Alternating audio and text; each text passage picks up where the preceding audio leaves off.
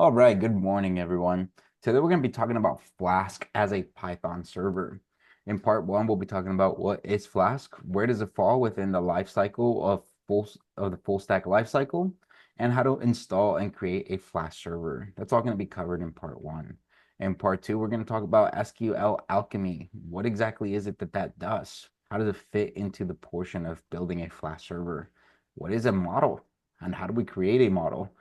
And then finally, we'll be covering how to connect Flask with PostgreSQL in order to use the data that we've utilized and created yesterday inside of that school database.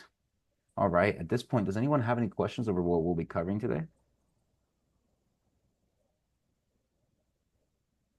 No questions at all. So let's go ahead and dive into the first portion. So let's talk about our full stack lifecycle. In the full stack lifecycle, we talked about creating a front end. We did that with HTML and CSS. Yesterday, we did a dive into our database with PostgreSQL, where we created a students table, and that's still available to us. If I go ahead and go into a terminal, let me just go ahead and open a separate one up here so that it's there. And I go into PSQL school, and I say select all from students. You can see that all the students are still present with the addition of Francisco there.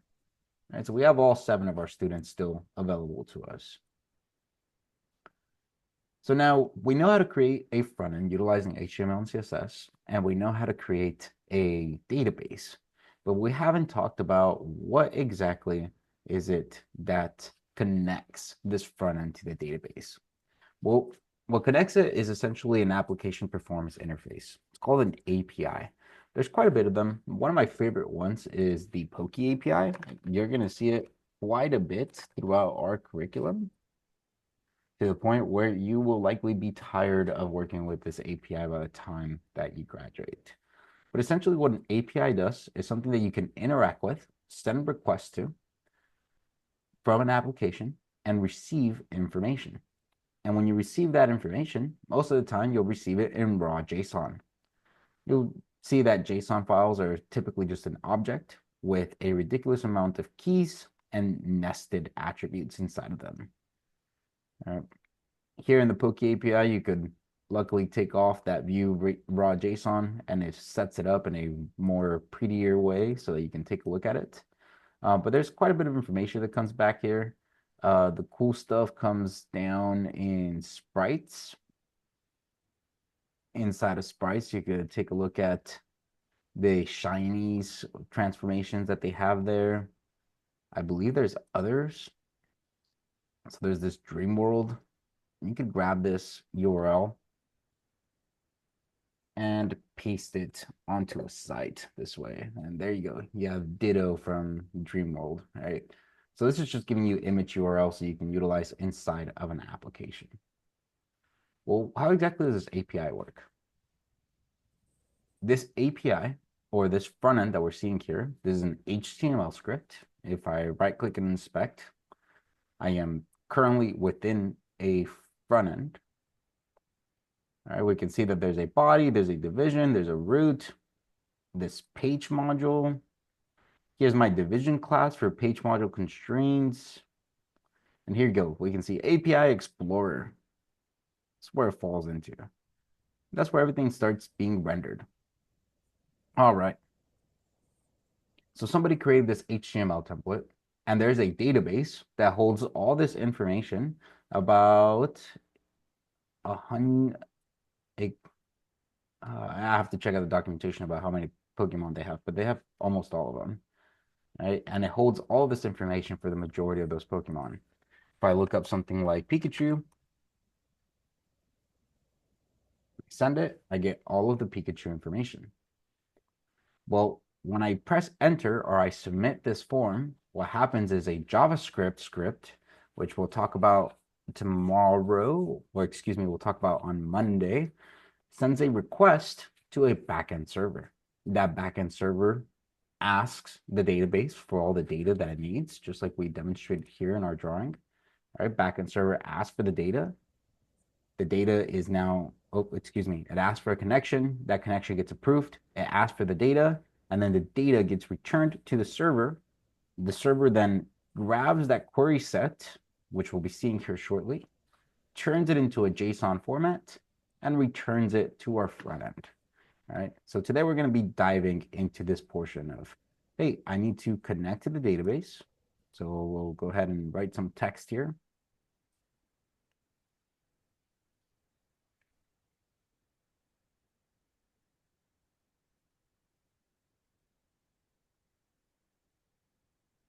So we'll connect to the database, request info from the DB.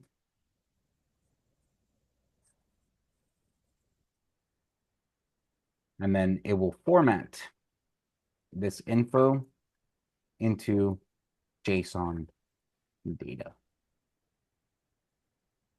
All right. So there's the very simple nitty-gritty of what exactly is it that we're going to be utilizing our backend server for. Now, there's a couple of different frameworks that allow you to build backend servers. The most popular ones in Python are going to be Django and Flask. Now, Flask is very much no batteries included. It is the bare bones that you can possibly need to be able to create a server. And that's the reason why we're doing a dive into Flask today, so that we don't have to worry about all kinds of other packages and all kinds of other things that we may want to install or prep. We don't need that today. We're just going to focus on creating a very simple API view. Now, later on, we're going to be working with the Django, and Django comes with batteries included, meaning that a lot of the things that you may have to build from scratch within Flask are already built in Django. And all you have to do is call the specific setting or one specific script to grab that function or class that you may need to be implemented, where Flask does not have that. Flask is quite literally, we will give you the necessary to run a server, but if you need anything beyond that, you're going to have to build it yourself. All right. At this point, does anyone have any questions about what our database is going to, or excuse me, what our server is going to do, how we'll talk to the database, or anything that I've covered up to this point? I guess kind of looking to the future, are we going to end up using something beyond Flask? Considering you say Flask does like just enough to get going. Yes, in the future, we'll be utilizing Django, and Django is going to give us a lot of built-in modules that we can utilize to get things running more efficiently. More career related. So obviously we're creating resumes in this course. Should we put Flask on a resume or just keep it a Django? I would definitely put Flask in your resume, and I strongly recommend that as you're going through your backend server portion, definitely build the assignments with Django first. And then once you're done creating it with Django and you have extra time, do it in Flask so that you're building the same application with both frameworks and gaining that experience with both frameworks. Awesome. I see the head nods. Any other questions?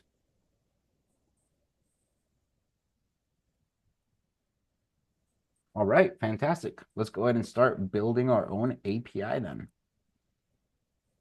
So here we're going to go ahead and open up this main.py. This is where we're going to start the installment of Flask. You can see that I don't have a virtual environment currently activated. Let's go ahead and I'm going to activate one. All of you should already have an environment activated. All right, so there it is. I'm within my default virtual environment. I'm going to go ahead and start installing Flask here. Now to install Flask, we're just simply going to install it with pip. It's going to be pip install Flask. And that capital F definitely makes a difference, so make sure it is a capital F. All right, it's telling me the requirement is already satisfied. I've done this lesson before and I've utilized this virtual environment before, so that makes sense. Let me go ahead and upgrade this pip real quick. I feel like it does that every time. Like anytime you get into a virtual environment, you know, it repeatedly makes you upgrade pip instead of just you have to do it one time.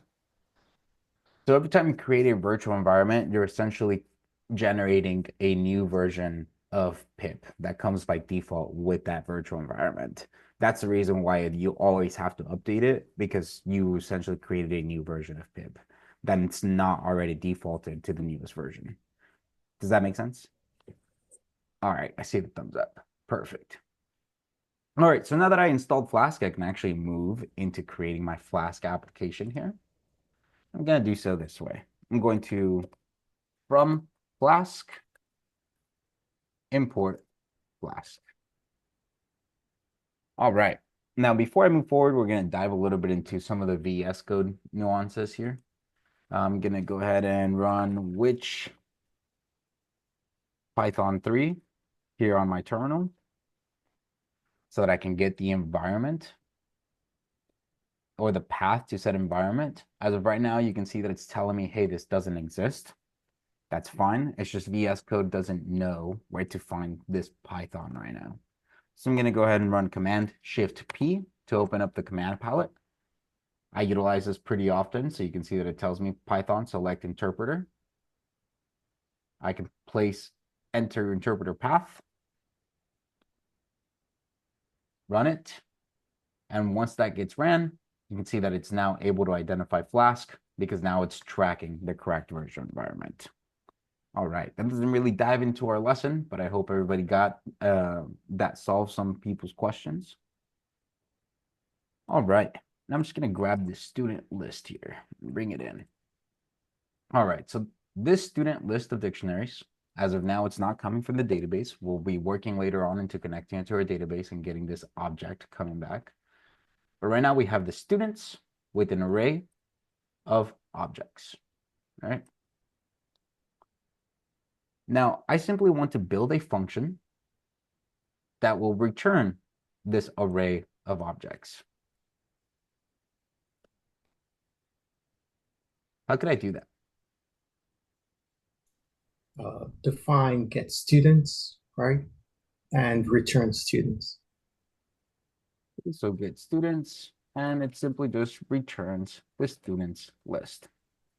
All right, pretty simple, nothing too crazy. If I call this function later on, so if I say, hey, I want to print students, and I run it in my terminal, you can see that, in fact, it returns a list of dictionaries. Okay. Well, on that, you just printed the list. You didn't call the function, right? Oh, thank you. Appreciate it. Did not call the function. Little syntax error. All right, there you go. Now we're now we're actually calling the function and actually seeing the list. Great. So everything's working as expected, but that's not necessarily what I want. Instead, I want to build something that works like this API, right? If I take that URL and I paste it into the web, I actually get a nice little pretty print of all of that JSON document. And as of right now, I don't have a way to be able to access this information on the web or even within my local machine outside of my terminal or outside of the script. So how do I host this and turn this into an application? Well, what we do is we can create an app. That app is simply just going to take in the instance of Flask and a name in a string format.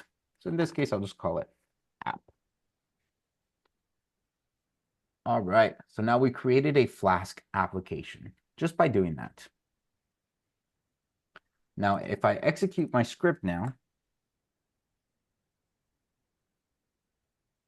you'll notice that all of the behaviors are still the same.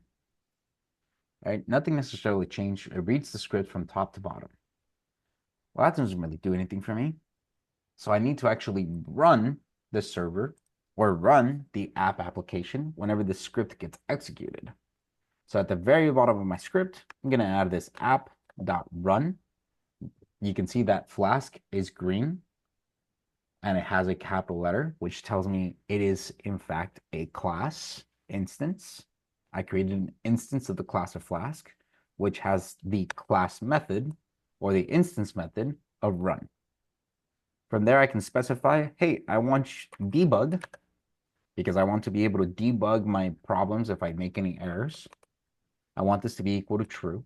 If I were ever to deploy this site, I wouldn't want other developers or a client to see a debug sheet. Instead, I would want them to see something like, hey, sorry, this is broken. Please contact a specific number and let us know if there's something wrong here. Right? So I would turn this into false and then error handle that later on. But for now, because I'm just developing, I'm going to have this into debug equals true. And then I'm going to go ahead and specify the port where I want this to run. And the port where I want this to run is in port 8000. Now this port part is optional. Let me go ahead and run it without the port part so that everybody can see what happens. You can run python main.py. And right now we get, hey, we're serving a Flask application. Debug mode is currently on, which is what I expected because I had true. And by default, it tries running on port 5000. All right. This warning is just telling us this is strictly for development. Do not utilize this server for production. Instead, utilize a WSGI. We'll be talking about WSGI once we go into Django and deployment. So please, for now, don't worry about this warning. All right, so now this is awesome. And this 127.0.0.1, we know that that's referencing our own machine. All right.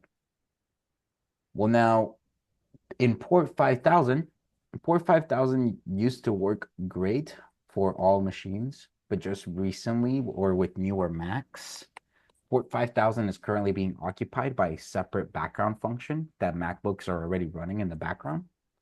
So instead of just running and trying to move that port and free up that port and handling requests to make sure that they have permissions and that they don't interact with one another, we're just going to simply utilize a separate port by adding port 8000. That's going to be your default port for our backend server. Well, now we run our script and everything works great. Awesome. Let's go ahead and take a look at what happens when I go to HTTP 127.0.0.1 at port 8000. Well, when I send this request, it's giving me not found. The request URL was not found on the server if you entered the URL. Well, this is great. Here on my local machine, inside of my terminal, I'm saying, hey, you received a GET request at the following time. On February 28, 2025, at 7 o'clock in the morning with 19 minutes and 18 seconds, you received a GET request. And it was processed. Once that request was processed, it returned a 404 error because currently I don't have anything to be returned at this place. Well, let's fix that. I'm going to create a function named home. And all this function is going to do is it's going to return h1 and it will say, hello, Zulu.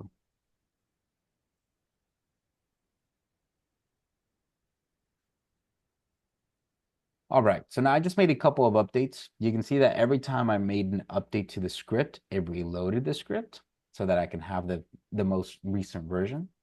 And I'm going to refresh it. Well, that GET request was processed again, but I still received the 404.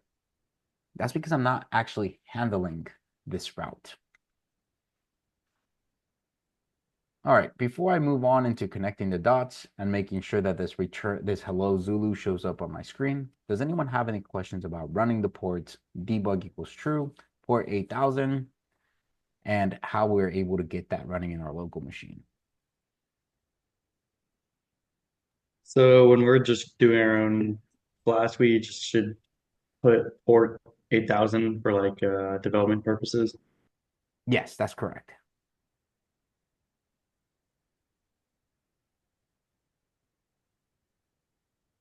All right, I'm not seeing any other questions, so let's go ahead and push forward here.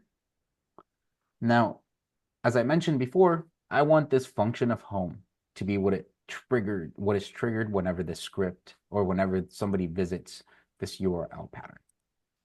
So what I'm going to do is I'm going to add a route to my application. I'm going to utilize the decorator of app.run, or excuse me, route. Now, in this app route, if I hover over it, it tells me what argument it's expecting. For now, it's just expecting a slash, and it even gives me an example of what a complete route would look like. Right, so there we can see index, and it just says hello world. Well, in this case, my route will only be a slash. My server crashed because it wasn't able to reload since I had invalid syntax. I can run it one more time. And now let's see what happens when I refresh the page. Well, now when I refresh the page, I get a hello Zulu. Notice that when this request was processed, it did not return a 404. It returned a 200. So now routes, all routes will be prefaced by HTTP 127.0.0.1 colon at port 8000. So when I created this route here, it already had that HTTP as the previous cursor. All right, does anyone have any questions about that? What is the / doing in the app route? Like arguments? Yeah, so if we take a look at our index here, this is going to be the very end. We don't see that closing slash, but essentially what this is being, where this function is being triggered is at HTTP 127.0.0.1 for 8000 slash. And the following slash that we mentioned down here, that's where it's being referenced to, right here on the right-hand side. Does that answer your question, Jack? Yes. All right, perfect. For line 20, is it convention that you have to use single quotation marks as opposed to double? No, you could utilize either one. Yeah, it's a preference at that point.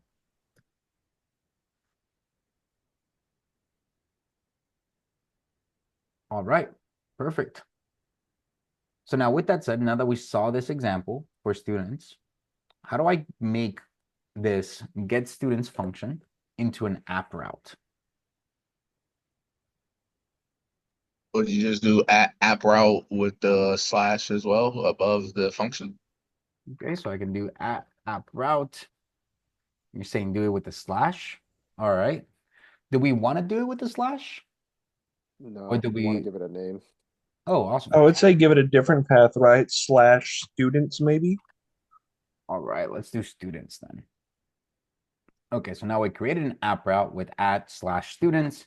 And what this is going to look like is something like this.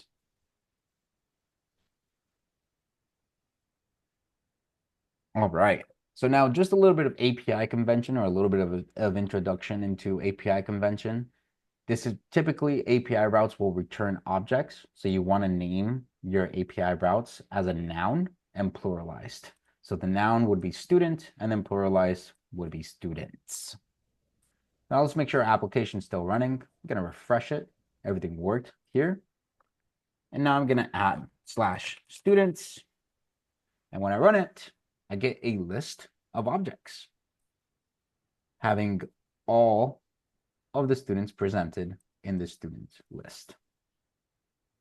All right.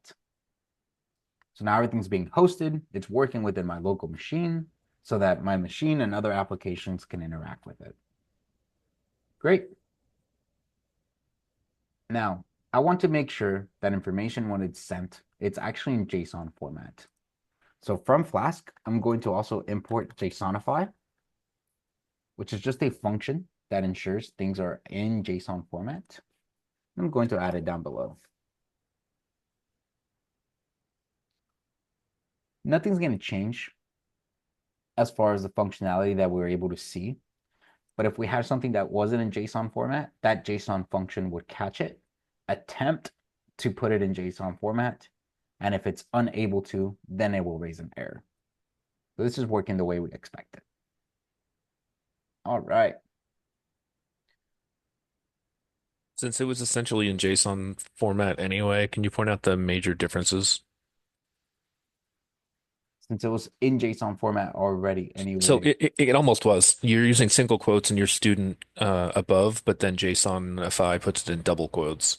Are there any other major differences between this student list of objects and the JSON that's displayed on the right-hand side? Got it. Yes. So when it comes to um the way that all of this gets interpreted, why is that working? Okay, not sure why that's happening, but let me go ahead and run this here. Okay, my server is now running. I changed the order of the IDs here. If I go to refresh it, take a look at the ID. So now we have 1, 2, 3, 4. Oh, it's actually following in order this time. All right. You may notice later on as you're working within Flask and Chrome, you'll try to sort it in some other specific way and or try to specify some sort of sorting as far as what's being received inside of Google. And it's not going to play very friendly with that. There's actually something within Google Chrome that displays your JSON format set in a different way. So you'll have to go inside of Flask and specifically tell Flask to turn this tool off inside of whatever source is making the request. It looks like it's sorting in alphabetical order. As of right now, it's exactly just how I copied and pasted, with the difference being where all the keys are now in double quotes and the values are also in double quotes. But I can't really notice any other differences off the top of my head. I apologize, Tim. Were you able to notice something that you would like to point out? No, before you had your stuff on the left in your py file in single quotes, and I noticed that it converted into JSON with double quotes, but I didn't really notice anything else, which is why I asked. Awesome. Yes. Let me go ahead and reformat this. There you go. Oh, don't want to do that. There you go. Just gonna leave it there. There it is. So single quotes, double quotes. All right. Now, the last thing that we can cover within part one before we take a small break and dive into part two, it's going to be HTTP methods. Now, when we learn our code application, which can be create, read, update, and delete, we're going to learn a couple of other methods. Currently, in today's application that we're building, or in today's API that we're building, the only thing we're going to worry about is going to be the get method. All right, so the only thing that people should be able to interact with when it comes to both of these routes is if they're sending get requests. So we're going to add a comma and specify, hey, these are the methods that are to be allowed. The methods that are to be allowed will be get. And you capture that in capital letters. So now let me show the difference here. Instead of get, I'm going to put that the only thing we can take in is post request for index. I'm going to run our server here. If I run for students, everything still works the same. But now, if I go to port 8000, it gives me an error. It's saying, hey, you try to send a request, but this method is not allowed. Because right now I am sending a get request. I'm trying to grab information at this URL pattern, but it's not allowed. Well, if I change that post back to get, wait for it to refresh, now it's able to respond and give me a status of 200. All right. At this point, does anyone have any questions over how to build a simple Flask server, how to handle API views, because this is a view, and routes?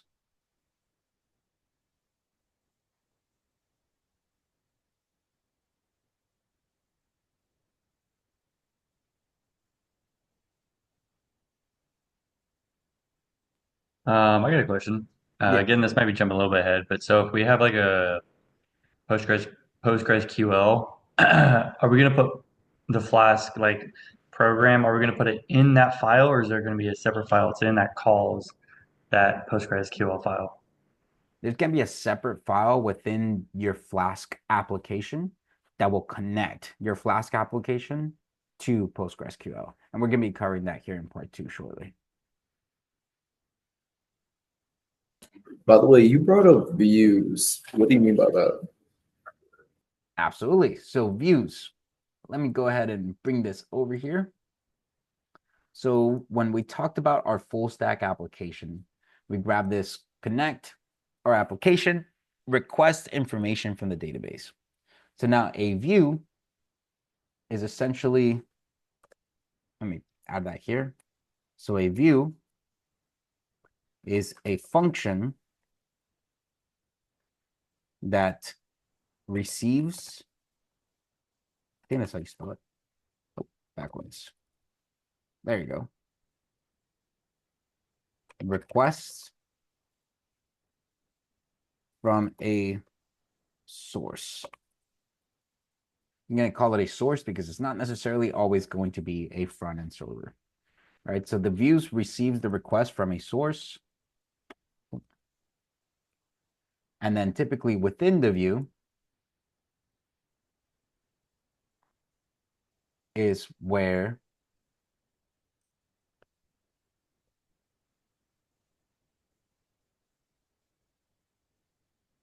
within the view is going to be where we will request information from the database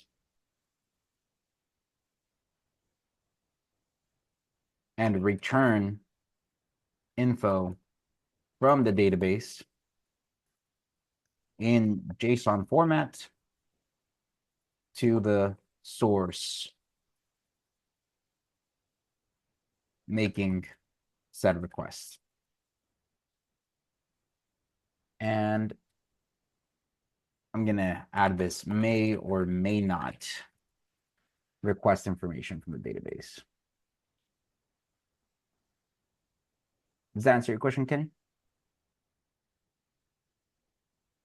Somewhat, but I feel like this may be something that we would have to get into so I understand what you mean by a function that requests information from the database, since we haven't really touched databases with something else. Yes. I can. Oh, sorry. I think you ended up getting muted, and I apologize if I interrupted you. But yes, you are totally correct. And we're going to be going that into part 2, where as of now, so both of these are views, both of these functions that are interacting with a route and returning information are views. So you'll notice that our app route of slash with the view of home is not returning anything from the database. It's just simply returning HTML context. All right. Now our view up here of get students as of now is simply just returning from a list of objects, but we're going to change this during part 2 to where it's actually interacting with the database and returning the students within the DB. And that's going to be here in part 2 shortly. All right, perfect. Thank you so much, everyone. As of right now, it is 9:35. Let's go ahead and take a 15-minute break and come back at 9:50 to continue on with part 2 of our lecture.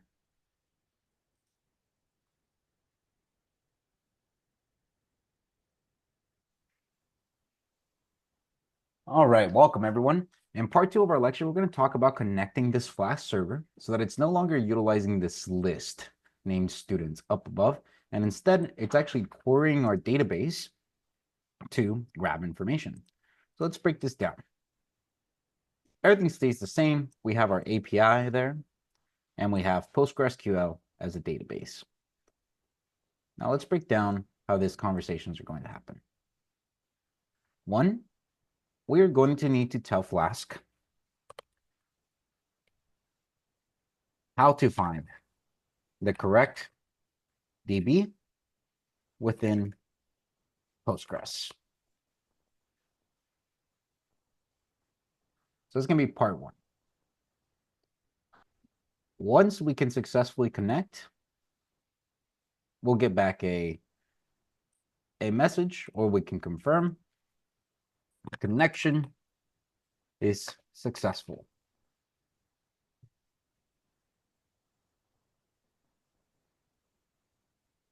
once we have our connection successful, we can start requesting for information. So request info from database.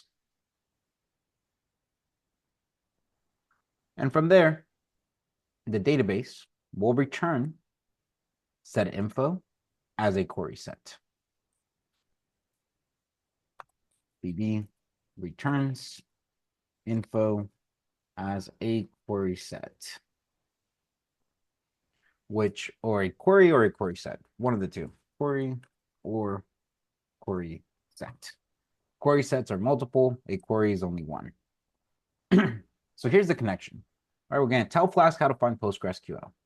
From there, we're going to establish that connection, and then we'll request information back and forth. This portion of requesting information is not really going to fall within anything else, but this portion right up here of telling it where to find the database and establishing a successful connection, that is all going to fall within the realm of SQL Alchemy. So SQL Alchemy, all it is an outside package that you can attach to your Flask server, and it's utilized to be able to make SQL queries, but you're going to write these queries in Python. So yesterday we wrote them in actual SQL or actual SQL. Now we're going to start writing these queries in Python to grab information out of the database. So let's dive into that. First, I'm going to make sure that this pSQL right up here is pulled up to the side. And I'm actually going to make this full screen now. Now with this pSQL pulled out to the side, I can actually create my student class. I'm jumping the gun here. Let's go ahead and go back to our drawing. In SQL Alchemy, we'll also utilize something called psychopg.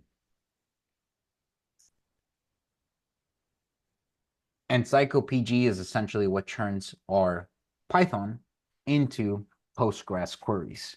So SQL establishes the connection between Flask and Postgres and handles said connection. Psychopg is what works as the interpreter of turning Python into SQL and turning SQL into Python. All right, so let's dive into that. I'm going to go ahead and come back to my project here. I'm going to kill my terminal, and I'm going to pip install Flask-SQL Alchemy. And just in case we need this command, I'll go ahead and share it in our Zulu chat as well, but know that it is inside of the curriculum. I'm going to get requirements already satisfied. Great. And then I'm going to go ahead and install psychopg binary. So I'm going to type in pip install in quotation marks, I'll place psychopg binary. And this is going to install psychopg 3. All right. So there's psychopg. Let me go ahead and move over here so that we can actually see what psychopg looks like. So here's psychopg. It works as an interpreter, again, for turning Python code into SQL queries for Postgres and turning Postgres query sets into Python list of classes or just one instance of a class from the queries, from the result of the queries. All right. Now, I have both of these installed, so let's go ahead and get into how to use them. First, I don't need to do anything within psychopg. It just needs to be within my environment. Now I need to grab from Flask, SQL Alchemy, and I need to import SQL Alchemy. Now again, this is green and it starts with a capital letter. So what does that tell me about SQL Alchemy altogether? It's a class. Class. Yeah, it's a class. So I can create an instance of said class. I'm going to create an instance of said class by running database is equal to SQL alchemy. Great. So that's what allows me to create the database. Now let's take a look back at our drawing here. In SQL Alchemy, we need to tell Flask how to find the correct database within Postgres. All right, well, if we did a deep dive into SQL Alchemy and how it works, within the documentation, we can see or in quick start, let's go in there. Nope, that ain't it. Somewhere in the documentation, we would be able to find how specific we need to tell SQL Alchemy where exactly the database is located. Well, what SQL Alchemy is actually going to be looking for is it's going to be looking for an SQL Alchemy database URI. And that's what we need to ensure that we provide to our project. So inside of my application, or inside of app, if I take a look at this Flask script here, we can see that there's a default config, and this is a dictionary. Now, this dictionary has all of these key value pairs already. But inside of this configuration, I also want to add an attribute for the database URI. Well, how do I do that? It's still just Python code. It may seem a little bit fancier than usual, but it is in fact still Python code. So I can access app, which is the instance of a class, and enter the attribute of configuration. In the attribute of configuration, I just simply want to add this attribute of configuration is a dictionary, and I just want to add a key value pair. So how would I add a key to a dictionary? Brackets and then the key name. Perfect. So I go ahead and add brackets and type in SQL Alchemy. Database URI. And this is what SQL Alchemy is going to be looking for within the application in order to find the database that we are working with. Now, how do we specify the database we're working with? We are working with PostgreSQL with PsychoPG. Now, inside of PsychoPG, I am working, or inside of PostgreSQL, the user that I'm utilizing is Francisco Avila. I don't have a password, but if you do have a password, you would add colon and then the password that you need. Since I do not have one, I would then specify where is this user and database currently located. Well, it's located within my local host at the database of school. That's the database that I'm looking for. So database of school, it's inside of my PostgreSQL machine. I'm utilizing PsychoPG as my interpreter, and the user is going to be Francisco Avila. All right. So as of right now, the first thing we did was check that box of telling it, all right, well, Flask now knows where Postgres is located. But now we need to actually connect it. In order to connect it, all I need to do is in line 15, pass in app.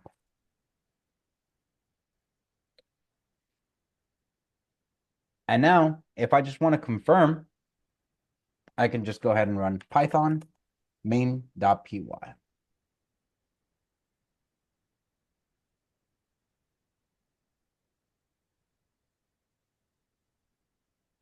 All right. At this point, the connection was successful. I only know it's successful because it didn't throw an error.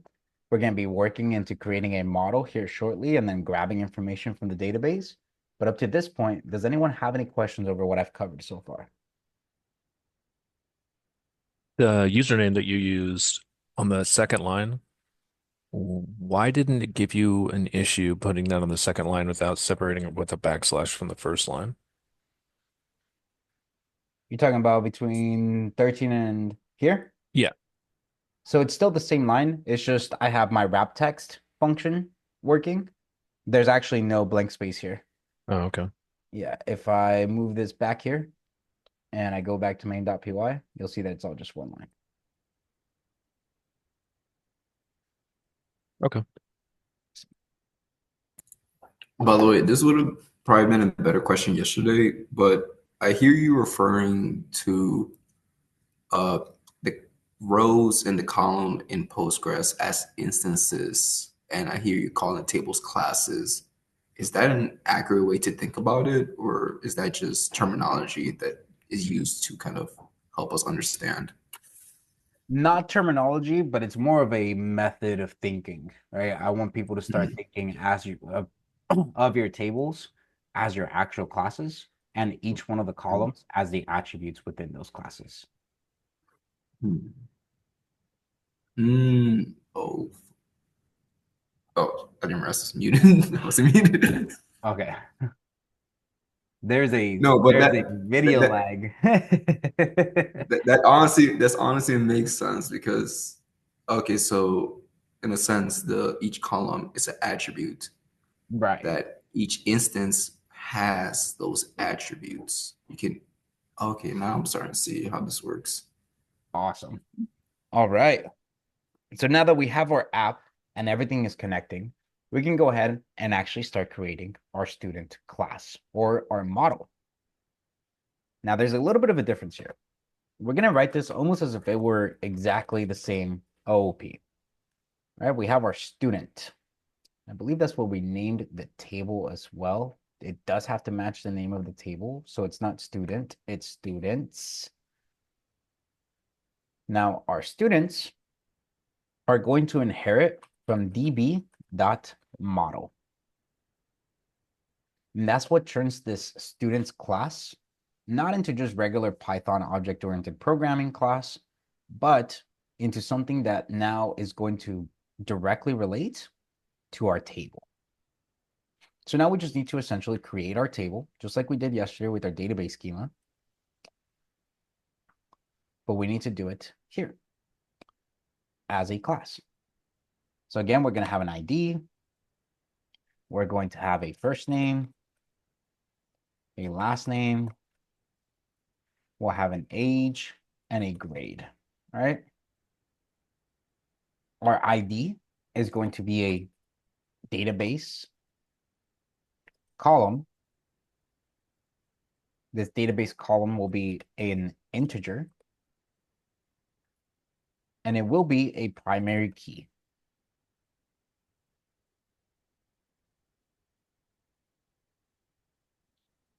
Our first name will also be a database column.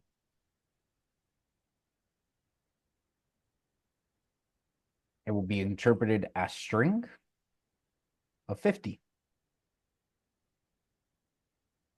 That's going to be the same thing for our last name. So I'm just going to go ahead and copy and paste that information right over.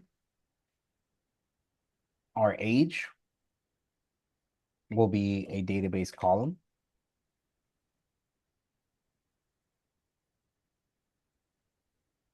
That will take in an integer without any form of default values. And then finally our grade, which is also a database column of db string of 1. You'll notice that yesterday we utilized varchar for first name and last name, and we utilized character for the grade. In this case, we only needed to place 50, 50, and 1. And then do you not need to put not null in these, or is it like default, or?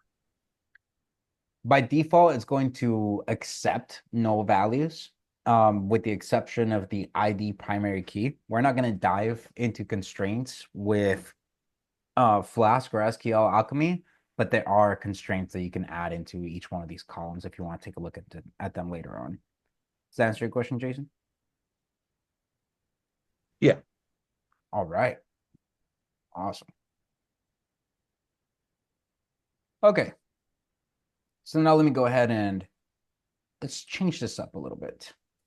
Instead of grabbing students from the student list right up above, I want to grab students from this query set.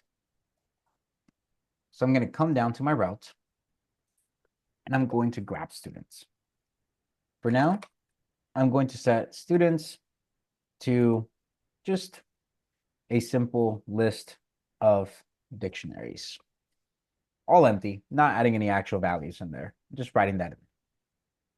Now I'm actually going to make my request here.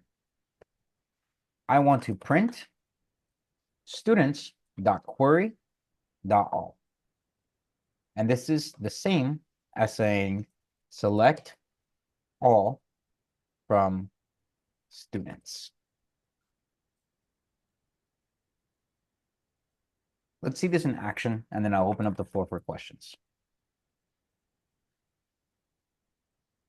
So now I go over to main.py. I'm going to make my request yet again. So Zulu, everything still works. Come over to the right-hand side, add students.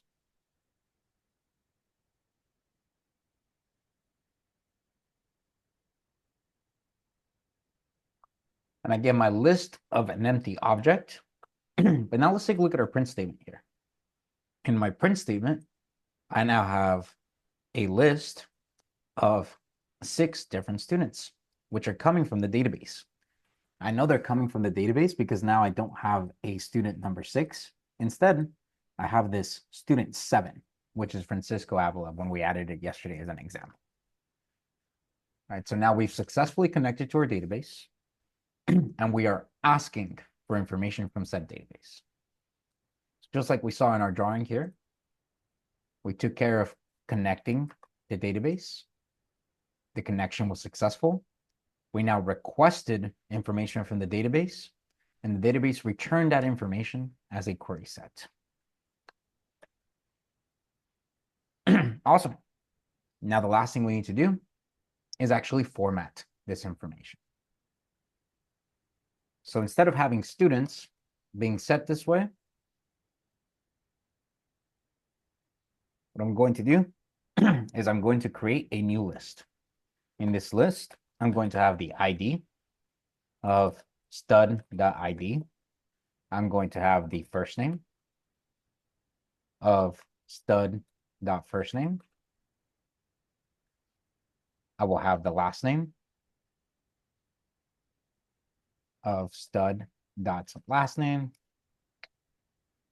The age, again, of stud.age. And the grade of stud.grade. I'm going to do this for every stud in stud and students.query.all, and then close my list. So this is going to make a request. The request is going to be processed by my getStudents function. In this function, we're going to query the database for all of the students, and then we're going to format them into JSON format to then return them as a JSONify object. Let's take a look at what happens if I just try to return the query set here.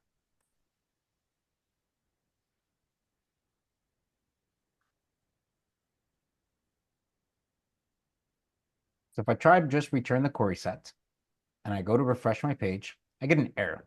It's going to tell me, hey, type of students is not a JSON serializable, meaning it can be sent over the web. All right, awesome. I expected that error, which is the reason why I made this function here of iterating through that list and building a new list where I'm grabbing all the attributes and setting them into independent objects. So instead, I can return students. Now, if I go to refresh the page, you can see that I get age of 18, John Doe, Jane Smith, so on, all the way to the bottom where Francisco Avila is now included.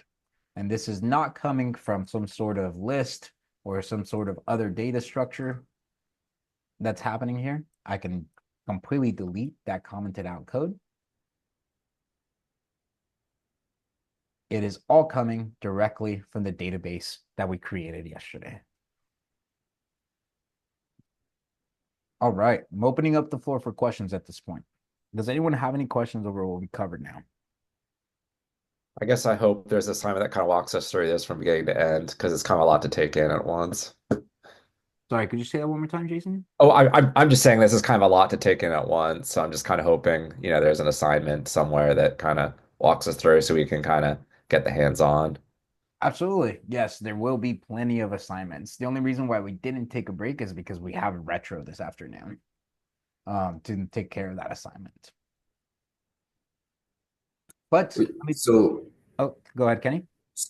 I was gonna say, so I'm getting a little bit confused because you made a class named students, but you also got a table named students. So I'm a little confused about a little bit lower in the code when you're referencing the table and when you're referencing the class that you made. Got it. So this class that we made is the table. Mm. The only difference is that this is how it's being represented in Python, but it is the same table that we created in SQL. So this is the equivalent as this. All right. So this line 12 to 17 is the same exact thing as lines 9 through 3.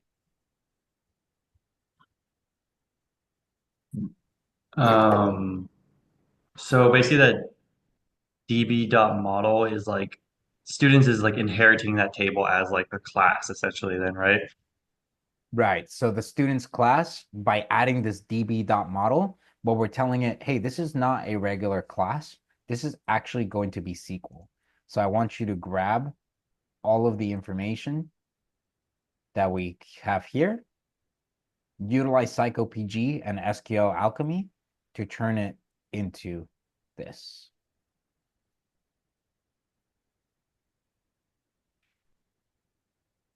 Does that answer your question? I see the head nods. Awesome.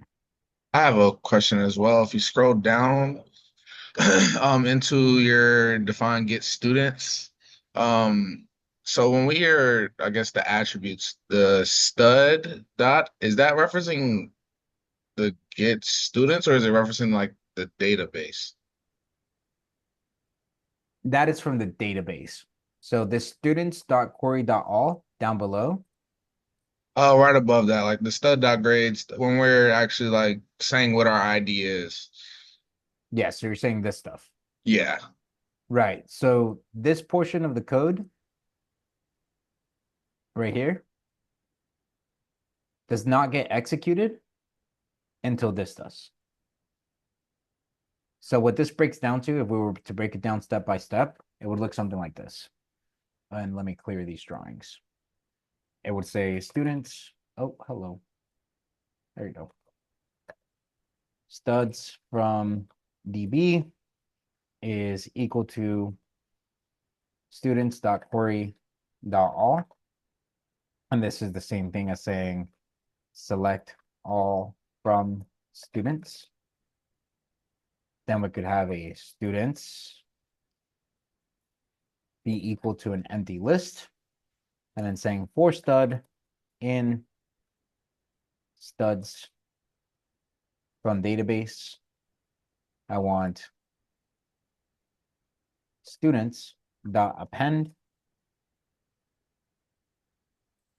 and then we would just do this portion here. I'm not gonna rewrite it, so Tracking.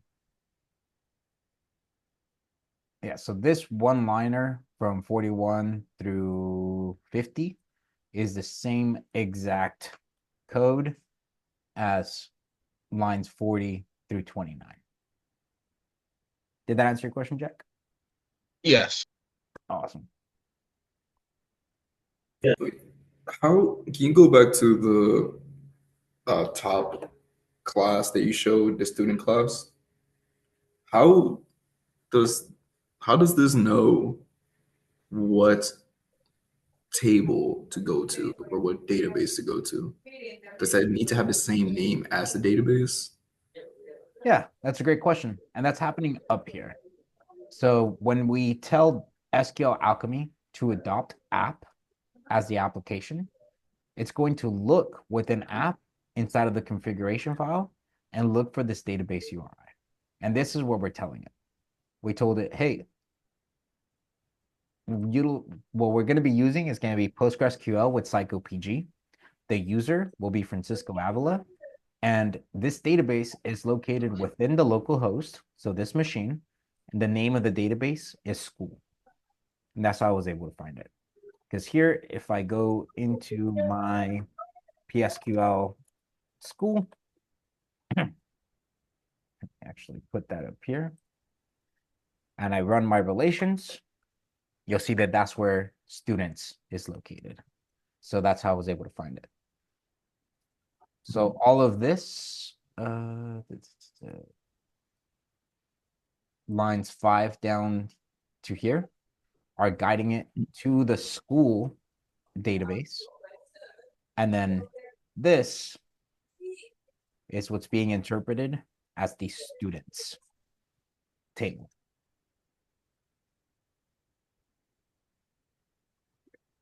Okay, now I'm starting to get a better sense of it. But this is definitely something I have to mess around with because the whole calling objects within classes within other classes instant. I got to mess around with this, but that very much cleared things up. Thank you. Awesome. All right, good to hear. And it's going to take some hands-on. I agree. I have another quick question. Yeah, let's hear it, Chase.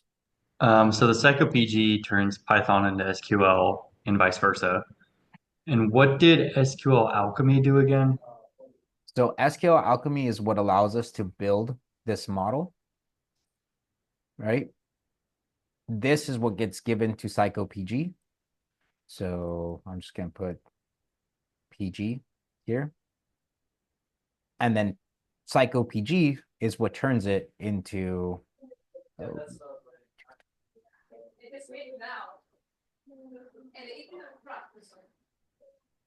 Give me your hot mic, brother. yeah. And then PsychoPG is what turns it into the table down here. Did that answer, Chase? I see the head nods. Yeah, that kind of makes sense. Awesome. All right. Any other questions? Okay, one more. I just looking over the assignments real quick. It references something like Postman, as far as I guess another way to interact, with GET requests. Is that something we'll be taught later then? We don't necessarily teach it, but we do have Postman available. I don't know if I still have it in my machine. Give me a second here.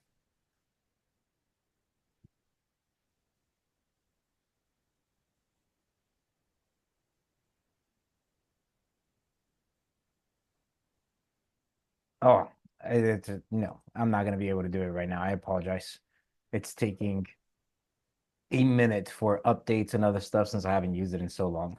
But yes, Postman is a separate service that you can utilize to make requests. There's a lot of tutorials on how to utilize it, and it's also very straightforward. If we need guidance on it later on this evening, please let me know, but feel free to just utilize the browser to interact with your application for now. Okay, but I mean later on, should it be something that we're like utilizing heavily? Yes, I believe once we go into Django, we'll be utilizing it a lot heavier. Okay. And I got one final question. So the student class, I kind of get how it pulls from the database, but what's the point of making the student class if there's already a database? Got it. So just because it exists within the database doesn't mean it exists within your script or your Python project. So this creating it of the class is what allows me to then later on be able to query like I did here on line 29, right? So you want both programs to know of their existence. Yes, they exist already, or it exists already, but my Python doesn't know of its existence unless I specifically tell it to. And I do that, and I do so by either creating said class or pulling it from the database. We're not going to go over how to pull different tables from the database, but that is a possibility to do it backwards rather than having the relationship built from here to there, having it from the database back to the project. Wait, so in that case, let's just say you made a database based on SQL's schema like we did yesterday. So you have to make a copy of that schema within your Python so it can exist within your Python script. Correct. Oh, okay. So you essentially do have to make a copy of not the data, but at least the constraints. Exactly. The constraints and the table itself is what we want. So this is what we want a copy of, right? We want to make sure that we have a copy of this being represented as the class. Hmm. What happens if you mess it up? It would throw an error telling you that attributes don't match or constraints don't match. And then it wouldn't allow the communication to happen. It would tell you where that error may rise from. The most detailed I've seen is it tells you the class or the specific model that's throwing the error, but it's not going to tell you where within the class the error is coming from. Oh, so this is part of it first connects before you can do anything with that connection, right? Exactly. Yes. Yeah. All right. Any other questions? Okay, awesome. If there aren't any questions, let me go ahead and pause our recording here.